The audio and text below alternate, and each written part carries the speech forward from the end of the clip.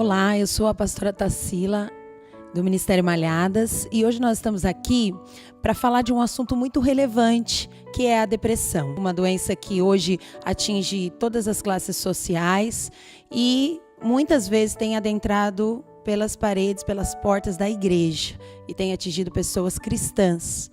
E nós estamos aqui hoje com a pastora Renata Bela Cruz e ela vai falar um pouquinho para nós sobre a experiência dela.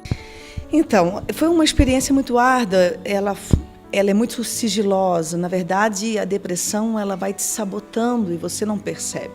Se você não tiver alguém, se você não tiver um olhar mais direcionado, você acaba padecendo por muito tempo dentro de um quadro depressivo sem se dar conta que você está em depressão.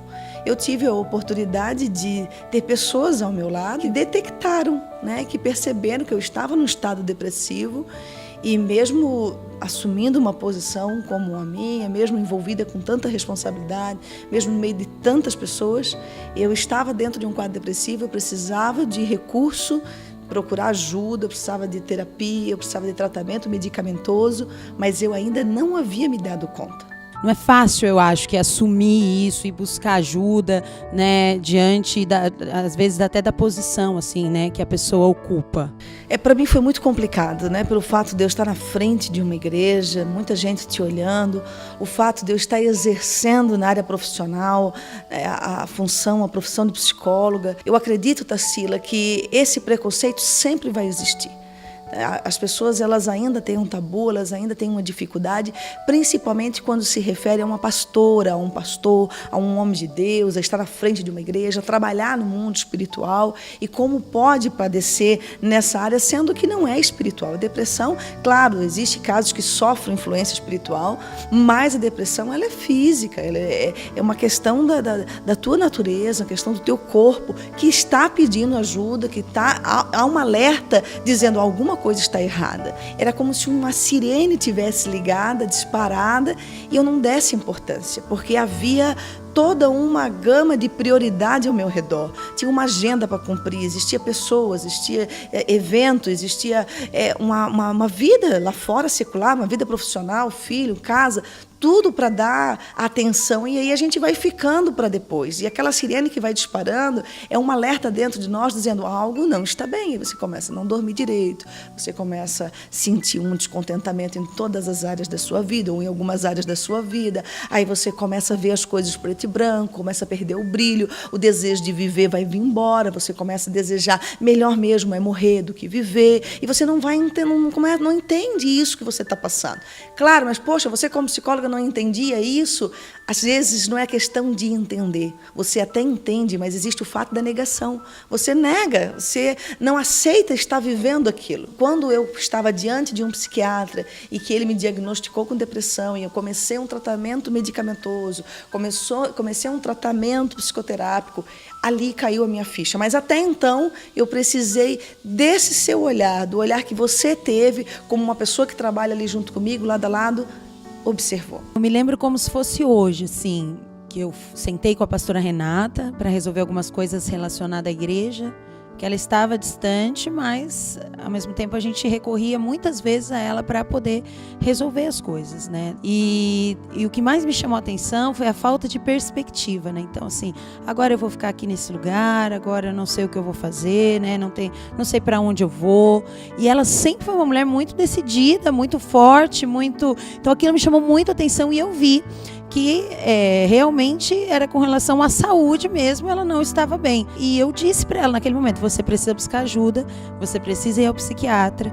E aí saímos em busca de uma consulta, agendei e falei, você precisa ir. Eu me lembro que ela não queria ir, porque às vezes a pessoa que está com depressão, esse processo de aceitação é difícil e realmente às vezes a pessoa acha que ela não tem depressão, que é um sofrimento e que vai passar. Mas é algo diferente e eu acho que esse é o papel da igreja, assim, um papel importante, porque nós não somos médicos, então nós não vamos diagnosticar nada, mas de encaminhar para o médico para fazer essa análise, essa investigação e para ver se de fato é depressão ou ansiedade ou qualquer outro quadro clínico que a gente não fique só espiritualizando, mas que a gente encaminhe de fato o que é da área da saúde para que seja cuidado. E diante disso, né, quando você acha que começou esse quadro de depressão? Você acha que tudo que você viveu no ano de 2017, 2018, de uma forma geral, desencadeou isso? Eu acredito que sempre tem um gatilho, né? Existe algo que desencadeia a depressão. E a questão é saber procurar, descobrir isso.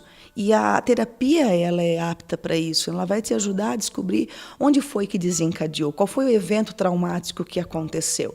Então, eu não acredito que foi um episódio, sabe, pastor? Eu acredito que foi uma série de coisas que eu vinha enfrentando e também não acredito que foi só algo que aconteceu na minha vida particular, mas a própria pressão ministerial, o próprio peso, a própria responsabilidade na igreja, o próprio olhar das pessoas, a cobrança, a autoexigência, né? A questão da gente ser muito perfeccionista, a mulher é muito metódica, muito sistemática na frente do trabalho, então ela se preocupa desde um evento, desde um pregador que vem, o hotel, a passagem, isso, como que vai acontecer, tu sabes, tu trabalha com a igreja, tu sabe a série de coisas que exige no mês a mês, no dia a dia da igreja. Então, não foi um fato que ocorreu, eu não acredito que teve, isso foi o gatilho, eu acredito que foi uma série de coisas que você vem vivendo debaixo de muita pressão, de muita responsabilidade, de muita cobrança, e isso também foi um fator que ajudou muito a desencadear a minha depressão. A gente sabe que você sempre foi uma pastora extremamente ativa, 10 anos a igreja tem, e 10 anos você pregando ali todo domingo, toda quinta-feira, né? E de repente, diante dessa situação, você fica 4 meses sentada no banco, e a gente ali, né, levando, tocando a igreja junto. Então eu queria, para você, como que você sentiu diante da igreja nessa situação? O meu mundo, ele não gira em torno só da igreja, né? Existe então a questão em casa, com os filhos, a questão da própria CCM, a questão da clínica. Eu tive que cancelar o atendimento com todos os meus pacientes, eu tive que me afastar das atividades da igreja, eu tive que recuar, retroceder para cuidar de mim. E foi um processo muito doloroso. Você estar numa atividade e naquela agitação, de repente você tem que parar e sentar e dizer, agora eu vou tratar de mim, eu vou parar de falar e vou ouvir, eu vou parar de fazer e agora eu vou parar de dar e vou receber um pouco. Eu acredito que o papel da igreja foi fundamental. E é isso que eu gostaria que você tivesse um olhar diferenciado. Você que é cristão, você que é obreiro, você que é líder no ministério, você que está junto com os pastores, você que está junto com as pessoas na igreja, nós precisamos acolher. Eu fui muito abençoada, eu tive um ministério, eu tive uma igreja, um povo que me acolheu, que me amparou, que me abraçou, que compreendeu. Em nenhum momento nós fomos estigmatizados, em nenhum momento eu sofri preconceito dentro da igreja, pelo contrário, a igreja me abraçou, me acolheu, e eu me lembro muito de uma frase, até própria da equipe de governo, dizendo, você nos carregou no colo durante 10 anos, agora nós vamos te carregar. Então, só que eu tive esse privilégio de ter todo esse amparo por trás.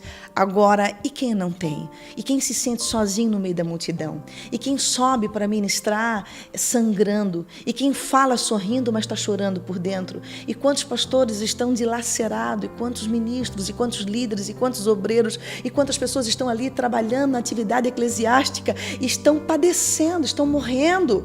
Eles estão em quadro depressivo, precisam de um socorro. A sirene, como eu falei, ela está alerta, está ligada, mas por uma gama de coisas, de prioridade ou de vergonha, sabe-se lá o porquê, ele prefere passar por cima dele.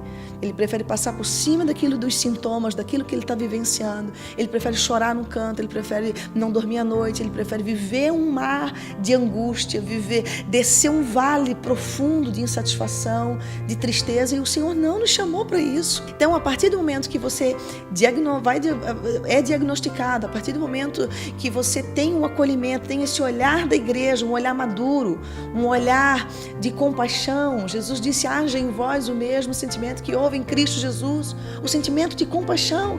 Então, a partir do momento que nós, como igreja, nós temos esse olhar e nós proporcionarmos esse amparo, esse abraço, esse colo, essa mão estendida, nós vamos poder salvar muitas pessoas que viveram, que estão vivendo e que ainda vão viver esse mal do século chamado depressão. Então hoje, assim, depois que esse processo passou, né, depois que tudo isso, esse deserto, graças a Deus, acabou, né, então hoje que a gente te vê recuperada, te vê de volta, né, a igreja se alegra, o aniversário de 10 anos da igreja foi uma festa que tinha uma alegria na igreja, assim, coisa que a gente não vivia há bastante tempo, né, porque a mãe tá de volta, a mãe tá em casa, e tá bem, e tá feliz, né, e tá pregando, e tá brincando, e tá de novo no altar, tá à frente da igreja. Então hoje a gente vê que esse deserto passou e a gente vê o quanto que as pessoas com esse quadro clínico têm se achegado, têm buscado ajuda, né? Porque se identificam. Então diante disso, hoje, o que você vê até para a igreja como perspectiva nessa área? Oséias 6 diz: vinde e tornemos para o Senhor. Ele nos despedaçou e nos sarará, fez a ferida e a ligará. Então eu acredito que todas as coisas cooperam para o bem. Então hoje eu acredito que nós vamos usar tudo isso que a gente viveu, a experiência que a gente viveu, porque falar em 5 minutos aquilo que a gente viveu é muito vago, né? Existiu noites terríveis, existiu vales terríveis, existiu desejos de morte, existiu muita coisa nesse processo aí que não aparece, né? No Facebook não aparece, nas redes sociais não aparece, mas a gente sabe o que a gente viveu e o vale que nós descemos. E eu acredito nisso, sim, pastor Tarsila. Essas pessoas estão vindo e elas estão se identificando, estão recorrendo à ajuda, porque nós sabemos o que ela está enfrentando, nós entendemos o lugar onde ela está descendo.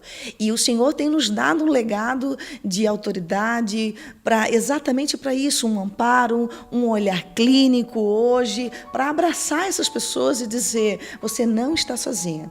E assim como nós passamos, assim como eu passei, e eu enfrentei e eu venci, você vai vencer também.